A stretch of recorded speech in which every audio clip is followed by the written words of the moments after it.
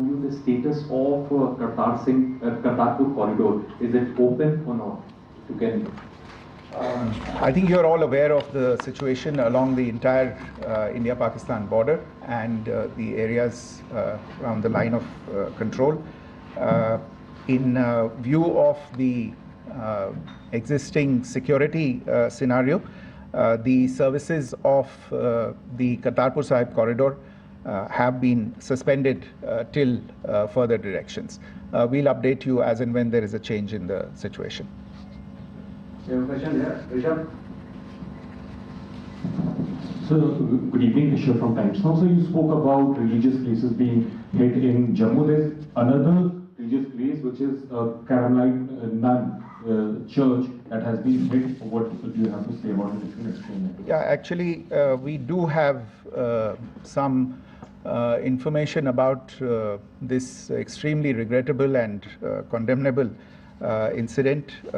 During heavy shelling across the line of control in the early morning of 7th May, a shell fired from Pakistan landed just behind the Christ School run by the Carmelites of Mary Immaculate congregation in Poonch. Tragically, the shell fired from Pakistan hit the home of 2 students of the Christ School. Both students unfortunately lost their lives and their parents were severely injured. Another Pakistani shell struck a Christian convent of nuns belonging to the congregation of the Mother of Carmel, damaging water tanks and destroying solar panel infrastructure. Several priests, nuns, school staff and local residents took refuge in an underground hall beneath the Christ School during the shelling by Pakistan. The school happened to be closed at the time, fortunately. Otherwise, more losses would have occurred. Again, we have seen the Pakistani side targeting and shelling places of worship with a particular design. This includes Gurdwaras, these convents and temples. This is a new low even for Pakistan. You have a question here, Brad? Sir Pranay Upadhyay Amar Ujala से। Sir कल आपने इसी podium से पाकिस्तान के IMF bailout को लेकर और Indus water treaty को लेकर जो टिप्पणी की थी उसकी पाकिस्तान में काफी तीखी प्रतिक्रिया भी आई और उसके बाद हमने देखा कि पाकिस्तान की तरफ से किस तरीके से लेह से लेकर भुज तक पूरी बॉर्डर के ऊपर जो इन्वेजन था वो किया गया। मौजूदा सिचुएशन के अंदर पाकिस्तान के बेलआउट पैकेज को लेकर और पाकिस्तान के अटेम्प्ट्स को लेकर आपका क्या असेसमेंट है? और दूसरा ये भी जानना चाहेंगे कि पाकिस्तान की तरफ से ये जो अटेम्प्ट किया गया था उसका भारत ने अभी तक उस तरीके का कोई जवाब नहीं दिया गया है, तो क्या भारत इसका जवाब देगा जो कार्रवाई हुई है बीते 24 घंटों में? देखिए प्रणय, जहाँ तक इंडस वाटर्स ट्रीटी का सवाल है, मैंने कल विस्तार से उसके बारे में इसकी चर्चा की है.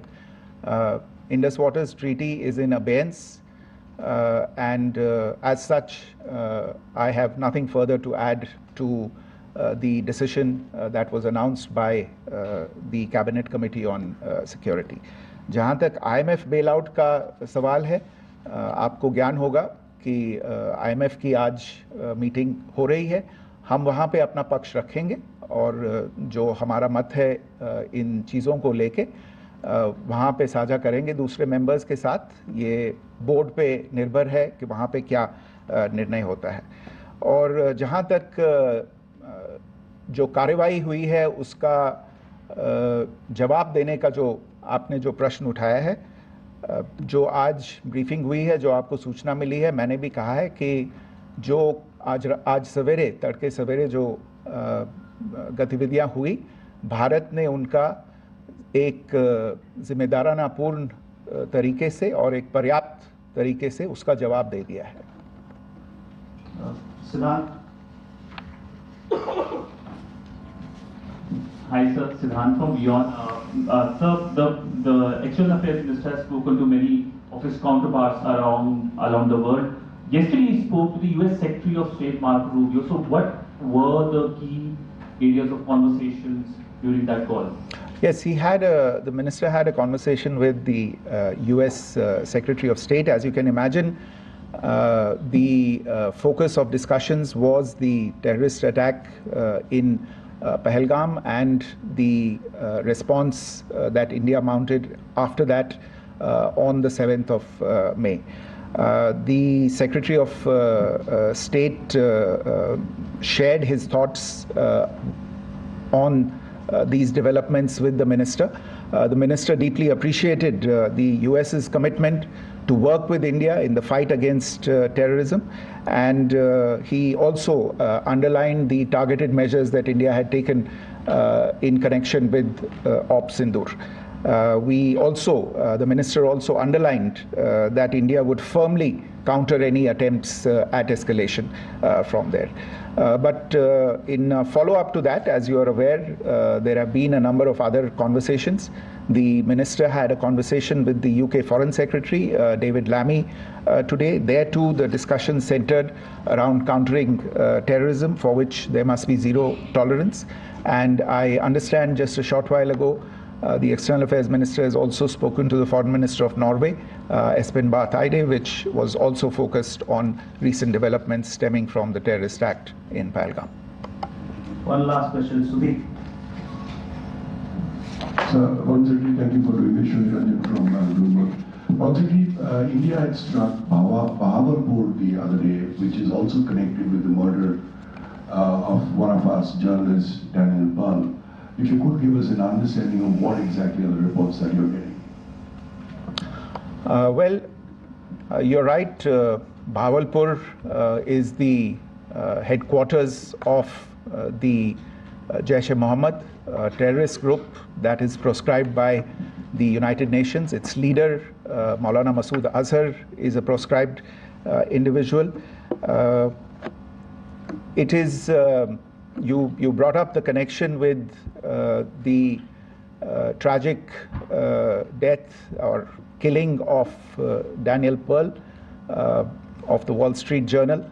The Jaish-e-Mohammed was in some way directly or indirectly responsible for the death of Daniel Pearl. But the real connection is through Ahmed Omar Saeed Sheikh, the British Pakistani jihadi who was held in India but was finally released in 2000, and he was the person who lured Daniel Pearl to his eventually leading to his murder.